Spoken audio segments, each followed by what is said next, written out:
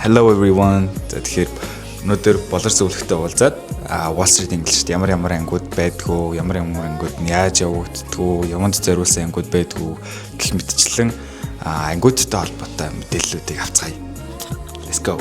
Тэгэхээр хэвлээ яг Wall Street-ийн парк гарден дэх салбар буюу салбар 1 тэр хүрээд ирсэн маань үндсэн төв салбар дээр хүрээд ирсэн маань энэ салбар нь болохоор парк гарден плазыг 14 давхарт байрладаг. За тэгэхээр зөвлөгтэйг уулзцгаая. За өөрөөр нь танилцуулаад өгөөч. За хасамцгноо намайг болор гэдэг Wall Street English сургалтын зөвлөхөөр ажилладаг байгаа. За окей. Болроо өнөөдөр надад нэг хэд асуулт байна. Тэгэхээр Wall Street English яг ямар ангууд байдгийг тэр ангууд нэг ямар хичээл заадгийг тэр талаар мэдчих авах гээд. Тэр хуулийн яваад сайхан ангуудын танилцуулаад өгчүүл яаж байна. За тэгэхээр эхний анги маань нэг юм том шилэн анги байна. Энэ нь болохоор яадаг анги үлээ? За энэ нь болохоор complimentary class буюу ер нь бол дүрм дээр суурилсан нэмэлт ярианы анги байгаа. За оюутнууд маань үндсэн хичээл дээр үзсэн дүрм болон үгийн сангаа за ямар нөхцөлд хэрхэн ашиглах талаар ашиглахаа одоо багштайгаа хамтдаа давтдаг анги байгаа. Окей. За тэгэхээр ерөнхийдөө бол хичээл дээрээс одоо үзсэн зүйлүүдийг хурж ирээд баттгаад тэгээ дүрм бүрмээ сайжруулаад явдаг гэсэн үг байна шүү дээ. Тийм ер нь бол алдаа гаргуул багшин доор бүрэн засаад явчихдаг. Анги нь бол нэг иймэрхүү юм байна. Тэгвэл ер нь бол хэдэн оюутантай ер нь хичээл нь явагддаг вэ? За ер нь бол яг том харагдаж гэсэн 5-8 л асуудаг байгаа. 5-8 л хурж ирээ тэгээ багштай юм. Тийм. Окей. За ойлголоо. Let's move on to the next class. Энэ юм жижигхэн анги байна. Дотроо нэг 3-4 судалтай юм. Энэ ангид ерөнхийдөө бол ямар хичээл ордог вэ? Яг юунд зориулсан анги байна? За энэ анги нь болохоор encounter class байгаа. За оюутнууд маань үтсэн unit хичээлээ гадаад багштай хамтдаа баттдаг. За ер нь бол яг шалгалт гэж хэлж болно. За хүний тоон бол ер нь 4 дотроо байдаг.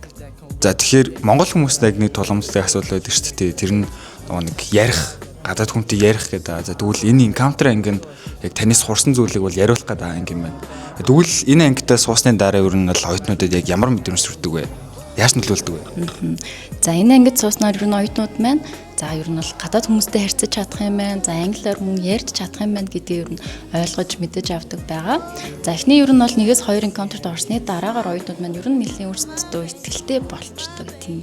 Окей. За encounter анги байлаа. За тэгээ let's move on to the next angi. Дараагийн анги нь social club гэдэг айгу том анги байгаа гэсэн. Зөндөө бол юм жижигхэн сандлууттай open area байна. За тэгэхээр энд бол social club гэдэг аа тий. Social club гэдэг анги нь ороод байгаа. За ямар хуу анги вэ? Яг ямар хичээл ордог анги вэ? За ер нь бол оюутнууд маань англи хэл дээр тоглоом тоглож, за кино үзэж, ер нь илүү хүчтэй байдлаар англи хэлийг суралцдаг байгаа. Тэгэхээр энэ чинь илүү нээлттэй оролцдог гэсэн үг шүү дээ. Тэгвэл ер нь бол оюутнуудын тоо буюу суралцагчдын тоо нь ер нь хэр олоолаа суудаг вэ? За энэ ангид маань ижил түвшний 10-аас 18 оюутнууд хамтдаа суралцдаг. За ер нь олуулаа байгаагийн давуу тал нь бол оюутнууд маань тус бүр ер нь олонний урд хүмүүсийн дунд ер нь ярихаас ч санаа зовх нь бол арилахад тусалдаг байгаа. Тэгэхээр олуулаа сурснаар одоо юу гэдэг олон хүнд өөрийнхөө англи хэлийг ашиглаж ярих тэр нэг айцаасаа ер нь салгатнал туслана гэсэн үг байна шүү дээ. Тэгэхээр миний сонсноор бас IELTS болон business bundle гэд хоёр анги байгаад байгаа. Тэ энэ хоёр анги нь яаж явагддаг бол тэ ямар хөө хичээлүүд ер нь ордог вэ? Бизнесийн англи хэл дээр оюутнууд маань хэрхэн альбом мэл бичих, презентац тавьж бэлдэх, ер нь бол бизнесийн харилцан ярианууд гэх мэт иймэрхүү ангиуд бол ордог. За IELTS-ийн анги дээр маань оюутнууд маань яг үндсэн дөрвөн чадвараа бэлддэг. За мөн mock test өгөх боломжтой байдаг.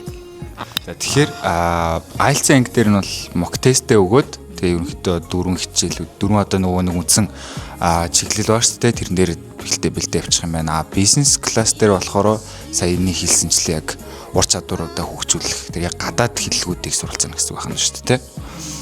За окей, баярлалаа. За тэгэхээр консалтант буюу зөвлөх болортой баярлалаа. Бүхэл ангиудын сан танилцуулаад авчлаа. Зөндөө олон ангиуд байдаг юм байна. За тэгээд танд ч гэсэн асуулт байвал Wall Street English руу бичээд үлдээгээрэй. Баярлалаа.